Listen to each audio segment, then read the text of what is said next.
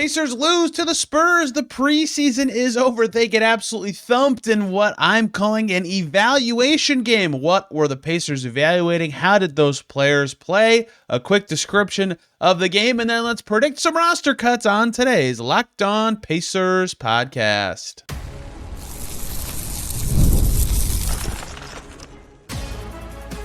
You are Locked On Pacers, your daily Indiana Pacers podcast. Part of the Locked On Podcast Network, your team every day.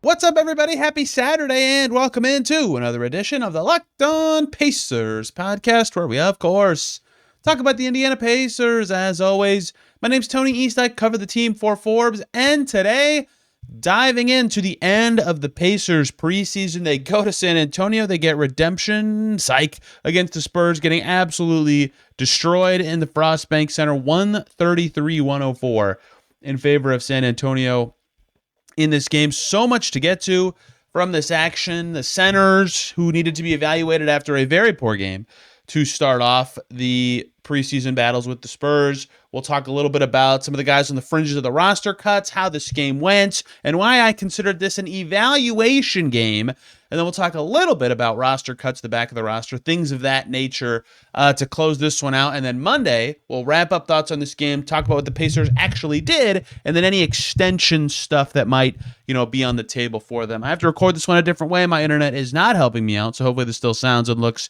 relatively okay. But a couple things about this first before we talk about the evaluation game, because something I thought they were evaluating that's not really fitting of the theme of what I'm talking about today is their style. And I mean that in a good way, right? They were really leaning into Pacers ball for a lot of this game. I noticed that early in the first quarter, the ball went out on the side. The Pacers tipped it out. The Spurs actually hit it out of bounds. It was Pacers ball. And they did this a lot when Buddy Hield was on the team. And this is when you know they're really focused on getting into their pace.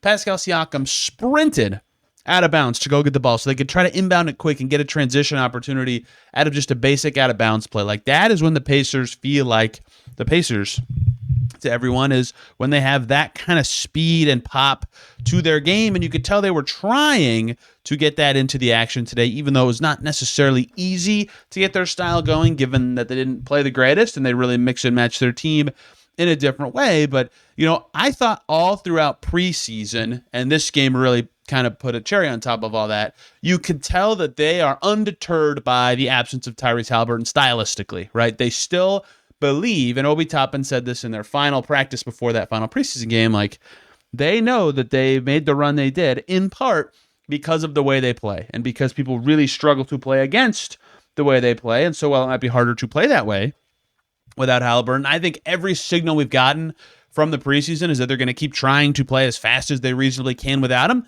And in this game, they were really focused on that. To me, but that was an evaluation of their style, which is fine. When their best players have been on the floor, they've been able to play that way largely without issue and generate good shots. And that was, of course, a theme again from this one. The starters were good. We'll talk about that on Monday. But the evaluation part of this game is this was their last chance, literally. It was the last day of preseason games to figure out what they're going to do with their roster and what they're going to do with their rotation. Because it's been a discussion for forever. They're going to sign a third point guard. They did, and then they had to sign a different one, and then actually a different one than even that. Are they going to keep four centers or keep that third point guard? Oh, McConnell's hurt. They definitely probably need that third point guard. Oh, Quentin Jackson's hurt. They definitely need that third point guard. Okay, what center are they going to cut? Are they going to keep any of these guys? What's going on here? How are they going to decide this? Well, in this game, they gave themselves as many kind of things to look at as possible. They started with their normal five, and I think that was the one they want to keep seeing the starters.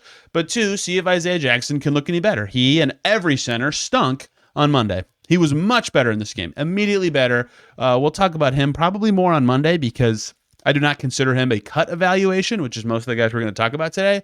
But he was still being evaluated and was good on defense right away. He had 2 steals in this game. He had 8 points. He made 4 shots, like eons better than he was in the last game, despite some rough moments. But 2 of his misses were on like his first possession shooting the ball. He was 4 for 5 besides getting blocked twice very early in this game. But that was thing one to see evaluated, was the centers in general. Jackson better and playing with starters. But then it was more about evaluation, not just on talent, but with lots of different lineups. The first sub of the game, Wemby goes out, Isaiah Jackson goes out. And in comes James Wiseman. James Wiseman ends up playing the second most minutes of any center today. He was the backup, right? Read into that what you will, because, again, he was the fourth guy behind Bradley earlier in the preseason. He ends up playing 18 minutes and 46 seconds. He played with starters in this game. He made half his shots, 3 for 6 with 2 boards on his way to 6 points. That was the first time they'd seen him with the starters the whole time, right? I think the Pacers wanted to get a look at him in different situations in this game. He also played with Jay Huff in the fourth quarter. So did Tony Bradley, who did not play in the competitive or rotation portion of this game. So that was thing two that they were clearly evaluating. A new spot for James Wiseman in the rotation. Guess who closed the first half at the 5? Obi Toppin. They're kind of evaluating that, I guess, because a lot of the Toppin Siakam minutes in the past have come with Haliburton. I think they know that that's good. And guess what? It was good once again in this game, despite Toppin not being able to make anything. That group just flows so well. They get good shots all the time. Their tempo is there. They look very Pacers-y, right? And then I think the most, maybe not shocking or stunning thing, but no Jarris in this game, so they were really limited on creators. No McConnell, no Haliburton, no Walker, no Quentin Jackson. Instead of just trying to shove Ray J. Dennis and campaign in there and make it happen from a ball handling perspective behind Nembhard, they went the other way completely. No point guard at all for bunches of the first half in a game where they're evaluating Ben Shepherd back in the group and evaluating a lot of point guards to see what their role should be, what should they even make the team. They tried none, right? They tried a Talon Peter Ben Shepherd backcourt in the second quarter, and I thought it went actually pretty well. Those two could just move around well enough and keep the ball popping enough that it was fine. There was not like actually a lot of shot creation going on. Talon Peter did finish with 4 assists to his credit, but they were like solid enough defensively that group held its own. The Pacers went down 14, and then that group came in and actually started the comeback that the starters finished. The Pacers were winning in the middle of the second quarter of this game. Once again, when their best players on the floor, they've been better or competitive with basically every team they've played. Once they start mixing and matching or get to their deep bench, they just get completely walloped. But that was new. No point guard. Now, you might be wondering, are they evaluating Talon Peter at point guard? Is that a real thing? I don't think that's the case. What I actually think they were generally evaluating is just not having a point guard at all on the floor, right? Because then they could keep 4 centers. If they truly want to keep all 4 of Bradley, Wiseman, Huff, and Jackson for injury reasons or even for performance reasons, well, then they'd have to cut campaign most likely. And if they realize that they can survive without him because they have Quentin Jackson and Ray J. Dennis, and they can survive with wings and enough ball handling pop with the second unit, I think they'd like to know that, right? And I personally think that they would not do that. I do not think they would like to have TJ McConnell and Andrew Nembhard be their only point guards and McConnell be hurt to start the season. But I get why they'd like to know more, right? So campaign does not play until the second half. He played 15 minutes in that second half. But clearly a lot of this game baked under everything they were doing in terms of the style they were really focused on playing and the centers they were really focused on seeing if they bounced back. And I think they were basically all better than they were. I mean, they all had certainly ups and downs again, but they were basically all better than they were Monday. And, seeing just all this stuff together, it was the evaluation game to me. And I don't really know that I walked away from the game. You all watched the game and can tell. I don't know if I walked away from the game with a really drastically different opinion on anything, right? I guess that last thing I talked about a little bit, that we saw success with no point guard on the floor in a preseason setting, to be clear. But that was like, I'll at least think about that. But nothing else was I didn't think Wiseman in the rotation was so much better or worse than anything we'd seen with other bigs in there. If anything, Jackson and Huff were better enough in this game. Well, Huff missed a lot of shots, but were better enough in this game that I thought, they probably have solidified their spots as the rotation bigs. I already thought that, right? I didn't really change my evaluation of Cameron Payne in this game, although he did some stuff that I thought he didn't get enough credit for.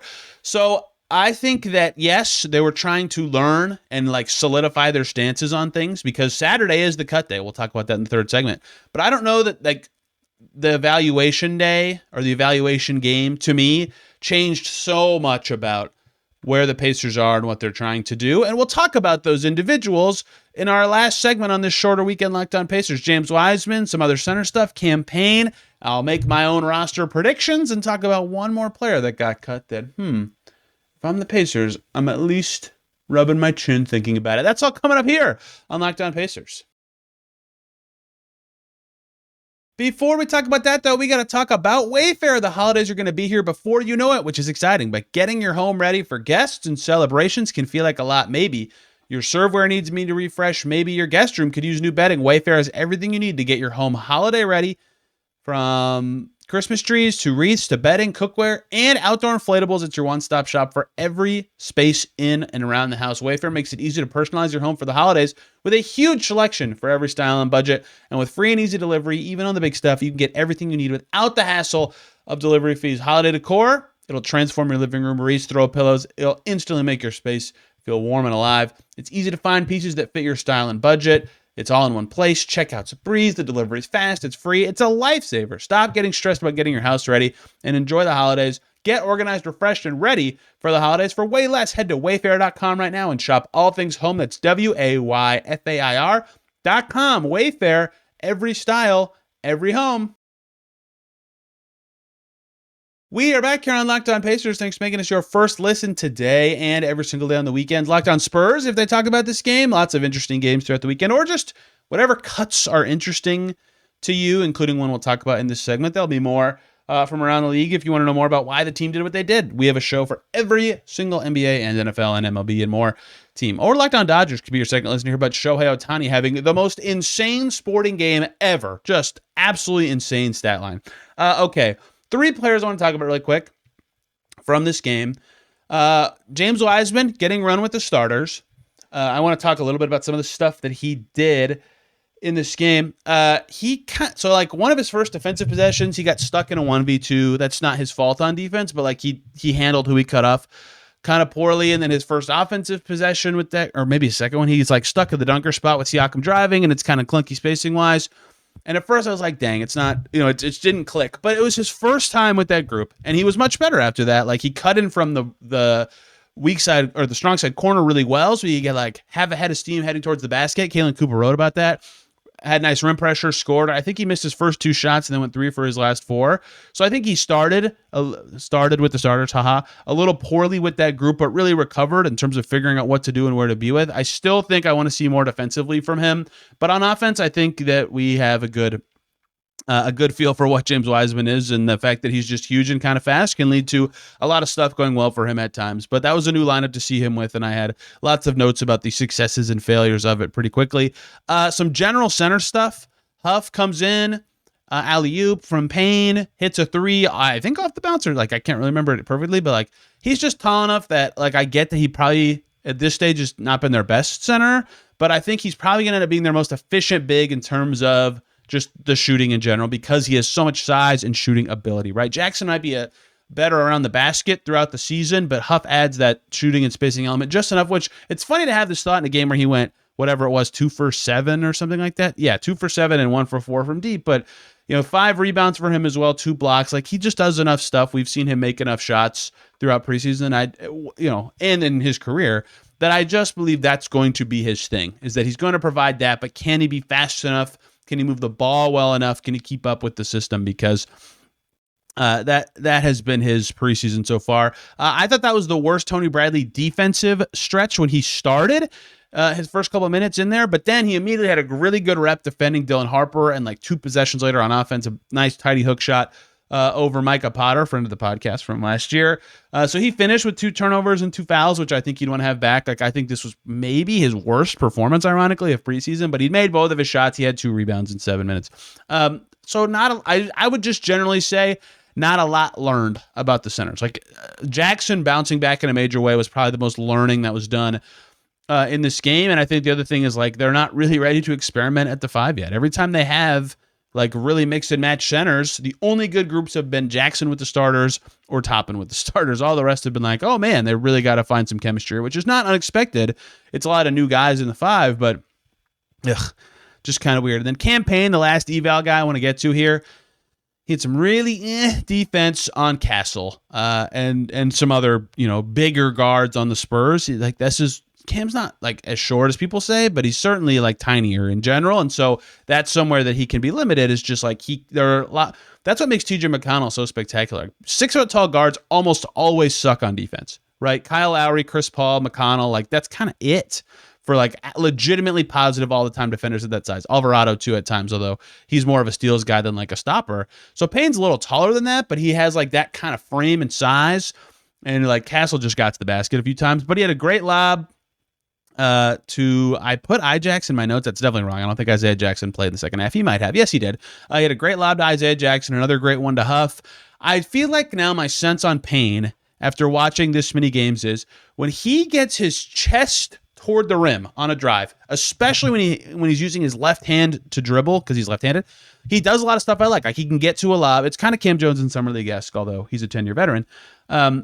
Where he can get to the lob, he can get a shot for his team, and he's comfortable taking the three quickly when it comes his way. It's just a lot of the time, it's like it requires a lot of slither for him to get to that situation, or he just kind of can't without a screen. He went 1 for 4 on twos in this game. He made a very tidy 2 of his 5 threes, 2 assists, only 1 turnover. That's 2 turnovers, 1 foul. So he had 10 points, but I think 7 of them came on 2 possessions when he made his 2 threes and got fouled on one of them. So I just think he has streaks where you're like, yeah, there it is. When he can actually get to those situations where he can be probing. And a lot of times it's like, he's just kind of, he's not really initiating enough stuff there. How much of that is his conditioning level? How much of that is what he is as a player? How much of that is actual chemistry built with this team? It's hard to say. I do not think he was so awesome in preseason that it's like, fait accompli that he'll be on the team, but I think because of the McConnell injury, he still has a good shot. And that takes me to the last 2 things I want to talk about on this brief pod. We'll talk more about the roster battle when the actual decisions are made this weekend, and we'll talk about what decisions they made and more about this Spurs game on Monday, and maybe a little extension stuff because that's the last day for Nesmith and Mathurin. By the way, I already thought if I were advising Nesmith, I'd tell him not to take the Pacers extension that they can offer, the maximum. Given how he's played in preseason, yeah, no.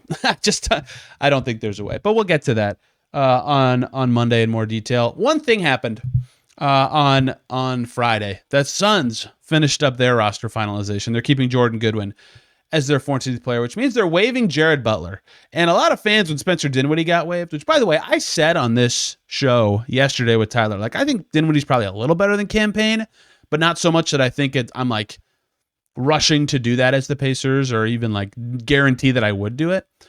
But like people were like pointing out his stats. I'm like, guys, Payne averaged more points and assists per minute last season and shot better from 3. Like per game stats is not helpful here. Dinwiddie just played a lot more and was on a worse team, by the way. Regardless of that, I do think Dinwiddie's slightly better. A player that I really like and think is better than both of those guys, albeit very injury-prone, very young, very unproven. Jared Butler got cut by the Suns in their quest to keep Jordan Goodwin and have their roster at 14 players. I love Jared Butler. I think he can play the 1. He might not be veteran savvy enough for me to think that the Pacers would be comfortable doing that as their 3rd guard slot, but if I have any sort of say or power, Jared Butler, Pacer, would be a move for them because he's good. He's a good player. Unfortunately, I do not know if his resume is perfect for what I think they need from that spot, and clearly they've identified that they need a vet, and McConnell is hurt. Whoever they sign is going to play. I do not think that they would do something like that, but I would quite like it. Okay, roster calls. They have to make 3 cuts I'm going to say by Saturday, because you have to clear waivers by the end of Monday, or by Monday, basically, to not be on the regular season roster and count against the cap. So you're going to see a ton of waivers the day that this podcast comes out. If you're listening later than Saturday, you've already seen that flurry go through. A lot of teams have already started this. So we know the Pacers are going to bring in Kyle Guy with an Exhibit 10. So, for example, you're going to see like a waive Jalen Slauson sign Kyle Guy thing, and then they're going to waive Kyle Guy probably the same day. So I'm yapping to say they currently have 21 players. They're going to enter the season with 15 standard players and 3 two-ways. So push the two-ways to the side. I don't think anyone has played well enough to get a two-way right now. So Quentin Jackson, Ray J. Dennis, Talon Peter, you're over here. The other 18 players, it has to be 15 by the time the season starts. I think Slauson and McLaughlin are pretty clearly going to be cuts. They did not have good enough preseasons to even shake anybody off of that. So it's the same decision. It's always been the all offseason. Now, do they want 4 centers? Do they want 3 point guards? And then who would they keep between those guys? It's always felt like, Bradley was the 4th center given his guaranteed money situation. And then obviously the 3rd point guard being Campaign. I think that if just McConnell got hurt, I still think they would have probably kept a point guard, but Quentin Jackson also getting hurt, and Jackson might be ready. Q Jackson might be ready for opening night, but that like sealed the deal that they need another point guard to start the season. If it's a non-guaranteed player, they could just cut them, pretty early. Like they had Moses Brown for whatever it was, 3 weeks. Like it's not insane to just keep a player for 3 weeks. If it's not working out, end it. Regardless, I think that a point guard is going to make it. And so I think Cam Payne is going to be on the 15-man roster because of that. That just has more possible utility, especially because I'll say this, maybe they haven't had to play like full minutes that they'll have to play in a regular season game yet, but I look at Isaiah Jackson and James Wiseman, and I have yet to be like, oh, they look less effective because of their injuries, right? If anything, Wiseman looks like more quick, right? And Jackson's had some springy plays, if anything, too springy on defense sometimes. So I still don't know if playing them in back-to-backs is a smart thing for the Pacers, but right this second, I would not say that if I'm the Pacers, I'm so concerned about their injury recovery situation. In fact, they're not, because they signed both of them. They signed both of them this summer. So with that in mind, my prediction is going to be that they're going to cut a center.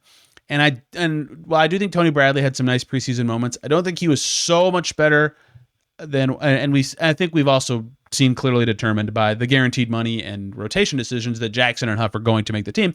I don't think Tony Bradley's been so good in the preseason that he has shook himself over Wiseman, especially given that James Wiseman has $1 million of guaranteed money on his contract. So I'm going to predict that the cuts will be McLaughlin and Slauson and Bradley. I think the second most likely is actually McLaughlin, Slauson, and Wiseman, and Cam Payne is the third most likely. But if they cut Payne, that would, to me, signal that they're going to sign a different point guard. I don't think they can go into the season without another point guard on the team. Maybe Monte Morris is healthy now. Maybe they also love Jared Butler. Maybe there's someone else they identify, but they've wanted a point guard through all of camp. And even since they added DeLon Wright, they saw McConnell and Jackson go down, and they added Payne after that. So we'll see where this goes, but that is my prediction for what's going to happen. We'll find out officially Saturday. I'll talk about it Sunday and publish it maybe that night or Monday morning. We'll talk with the rest of my thoughts on the Spurs game. We'll do the last extension preview. Then Tuesday through Friday next week, we'll be doing all shows with guests, previewing the season, wrapping up the preseason, talking Thunder, overreacting to game one, doing what we do. I can't wait. The offseason is literally officially over. I'm talking right now, and preseason games are over. The next NBA games, which are in 4 days, are real, and they count for records. Thank you all so much for listening on this weekend. This is much longer than I expected this to go. You can find me on social media at Tony Tyrese. This podcast is on Instagram and Twitter at Locked On Pacers. See y'all very soon talking more Pacers. Till then, everybody have a wonderful day.